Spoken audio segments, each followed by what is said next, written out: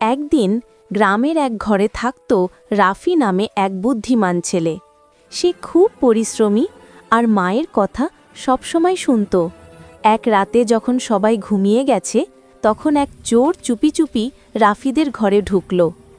চোর ভাবল, আজ নিশ্চয়ই ভালো কিছু পাওয়া যাবে। রাফি তখনও পুরোপুরি ঘুমায়নি। সে দেখল দরজার ফাঁক দিয়ে একটা ছায়া ঘরে ঢুকছে। রাফি ভয় না পেয়ে মাথায় একটা বুদ্ধি খাটালো।